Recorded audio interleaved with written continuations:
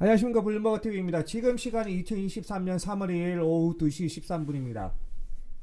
자, 이번에는 공개방송으로 제가 유튜브를 하고 나서 미래를 미리 2021년부터 앞으로 2025년까지 나타날 사회현상에 대해서 미리 다 말을 했던 것들이 지금 현실화되고 있고, 그거를 재검증하는 시간을 한번 갖도록 하겠습니다. 자, 우선 최근에 가장 문제가 됐던 삼성전자, 그 다음에 SK, 미국에서 이익을 나눠야 되냐, 이 부분은 뭐냐면 다 예전에 정해졌던 겁니다. 디지털세 필러 1, 필러 2, 이 개념이에요. 이게 2021년 11월 26일 뭐 이렇게 해서 블로그에 나와 있지만, 저는 그 1년도 더 전에 말을 했습니다. 여기에 1년 전 돼 있지만 실제적으로 이거 조회수 159니까 한 2년 된 거예요. 2년. 그때 어떤 내용이 나왔냐, 글로벌 법인 15% 합의가 끝났다, 이거 나왔어요. 그거에 대한 파장값에 대해서 제가 말을 했었고, 이게 필러 1, 2예요.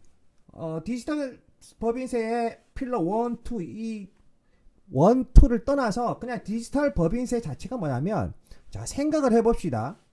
글로벌 기득권 세력들인 국가, 일명 선진국, 유럽 쪽과 미국 쪽은 지금 이제 초고령화 사회로 경제 성장률은 둔화가 됩니다. 그러면 경제를 무엇으로 일으켜서 GDP를 유지할 것이고, 미국 같은 경우는 어떻게 해서 지금 현재 GDP가 마이너스로 떨어지는 것을 장기적으로 막을 것이냐, 그 부분에 대해서 아주 손쉽게 해결할 수 있는 게 디지털 법인세입니다.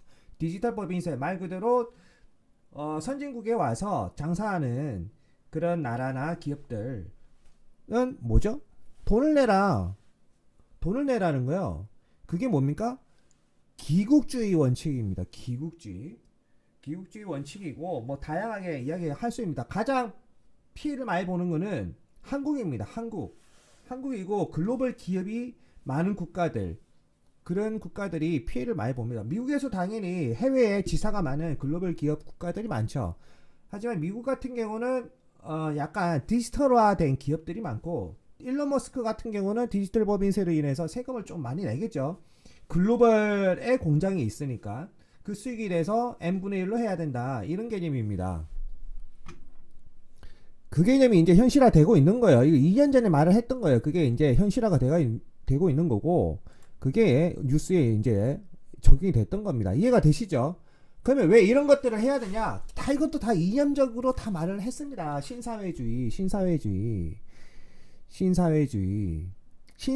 때문에 그렇다. 신사회주의. 자, 이거는 제가 링크를 걸어 놓을 테니까 관심이 있으신 분들은 한번 보시면 되고, 앞으로 다가오는 미래 사회에서 인플레가 왜 쉽게 안 떨어지냐? 누구나 다 늙은 상태에서 일을 하고 싶습니까? 일정 생활은 돼야 되고. 그래서 김미더머니 공짜 돈을 원하고, 공짜 돈 아무나 줍니까? 미국 같은 경우를 생각해 봅시다. 미국도 이제 초고령 사회에 접어들면 누구나 일을 하기 싫고, 노인들이 일을 하려고 해도 일을 할 수가 없는 그런 상황에 노출이 되겠죠. 체력적으로 많이 딸리니까. 그럼에 있어서도 미 정부에서는 노인들한테 돈을 주고, 그 돈을 주는 포퓰리즘에 있는 민주 정권이 지속적으로 정권 재창출에 성공하려면 어떻게 해야 됩니까? 해외에서 돈을 계속 빨아들여야 됩니다. 해외 공장이 미국으로 쏠리도록 하고, 그 다음에 해외 돈이 미국으로 들어오도록, 말 그대로 리셔링, 나만 잘 먹고 잘 살래, 그 부분이 사회적으로, 그 다음에 글로벌적으로, 그 다음에 글로벌 법적으로, 모든 정치, 경제, 문화적으로 학습을 시켜서 이 시스템이 안정화가 되려고 하면 어떻게 해야 되겠습니까? 세금 때리면 돼요. 명분을 들여서. 그게 바로 디지털 법인세입니다. 디지털 법인세. 쉽죠? 그럼 이런 거에 대해서 유럽 쪽에서는 동조를 안 하냐? 유럽도 동조를 합니다. 유럽도 늙었기 때문에. 그나마 한국이 이제 선진국 대열에 접어들어서 그나마 한국은 리스크가 덜한 거예요. 자, 그러면 가장 큰 리스크에 노출되는 기업들은 뭐죠? 바로 후진국입니다. 중진국이고. 왜? 중진국에 있는 기업들이 어쩔 수 없이 선진국으로 다시 리쇼링 될 수밖에 없는 것. 그래서 그래요. 자, 이 부분 딱 연결을, 신사회주의와 그 다음에 디지털 법인세, 그리고 현재 나타나는 현상 연결을 해서 말씀드렸고, 그 다음에 이건 오늘 나온 자료예요. 이건 오늘 나온 자료고, 이거는 멤버십에서 한번 더 제가 디테일하게 말씀을 드릴 것이고, 자, 그리고 스태그플레이션, 이것도 제가 2년 전에 다 말씀을 드린 거예요. 전쟁이 일어날 수밖에 없는 이유. 그게 이제 현실화되고 있는 거고, 1965년부터 스태그플레이션 1단계, 2단계, 3단계가 있다. 이렇게 해서 진행이 되는 거다. 그 부분들. 자, 그대로 그냥 흘러가는 것 뿐이에요. 정해진 미래가 있다. 그 정해진 미래에 따라서 그대로 흘러가는 것 뿐입니다. 다 말했던 것이 이제 현실화가 되는 거고, 그 다음에 일론 머스크 주도하에 스타링크, 이것도 다 말을 했던 겁니다. 이거 2년 더 된 거야, 이거는. 김범미 오랜만에 글 보네요. 2년 더 된 겁니다, 이거는. 이거 제가, 조회수 195밖에 안 됐기 때문에, 이때가 아마 구독자 한 50명일 때? 그때 미리 말을 한 거예요. 스타링크가 사회의 인류의 문명에 미치는 영향. 이게 스타링크망이 전쟁이 안 났을 때는 쉽게 말하면 공산주의 정권을 무너뜨릴 수 있는 아주 획기적인 시스템이 되는 것이고, 전쟁이 나버리면 전쟁 무기를 효율적으로 사용할 수 있는 그 개념으로 사용될 수밖에 없다. 그래서 이번 우크전에서 스타링크망이 아주 큰 기여를 하고 있고, 앞으로도 기여를 하고 있겠죠. 자, 이것도 다 말을 했던 겁니다. 2년 전에 다 말을 했던 거 현실화가 되고 있죠.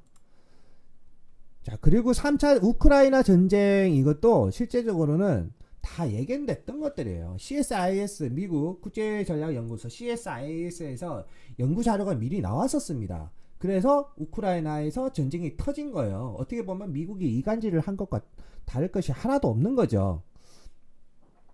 왜? 파이프라인이 지나가고 있기 때문에 그렇다. 자, 이런 부분을 다 말씀을 드렸습니다. 지금 7분이고, 잠시만요. 그러면 지금 이런 사회 현상들이 과거 중세시대 언제와 비슷하냐? 바로 이때와 똑같습니다. 펠레폰네소스 전쟁과 같은 지금 현대사는 진행이 되고 있는 겁니다. 이때 당시에 계속 말씀드렸지만 아테네에 소크라테스도 있었고, 전세계 인류 지성, 우리가 말하는 인류 지성들은 이때 다 있었습니다. 하지만 그 전쟁의 끝은 아테네의 패배로 끝났고 스파르타의 승리로 끝났습니다. 왜? 이때 당시 리쇼어링 정책 때문이었죠. 자, 그러면 미국도 지금 리쇼어링 정책, 나만 먹고 살래 이렇게 했을 때 당분간은 약소국가들 그리고 중진국가들이 어쩔 수 없이 미국의 뜻을 따르겠지만, 하지만 미국에 반대되는 세력, 당장 봤을 때 중국이 개방화 정책을 쓰고 시진핑이 지금 생각하는 공산주의적 마인드를 버린다고 하면 미래의 스파르타, 과거의 스파르타와 같은 그 대제국을 이루는 번영을 누릴 수가 있는 거죠. 하지만 시진핑이 그렇게 쉽게 변할까요? 시진핑 대해서는 그게 불가능하고, 시진핑 다음에 누가 국가주석이 될지 모르겠지만 그 사람이 스파르타의 어떤 개방화 정책 그리고 약소국가와 협력하는 그런 정책을 펼친다면 중국의 미래는 아주 밝아지는 겁니다. 자, 이번 영상을 이렇게 마치겠습니다. 감사합니다.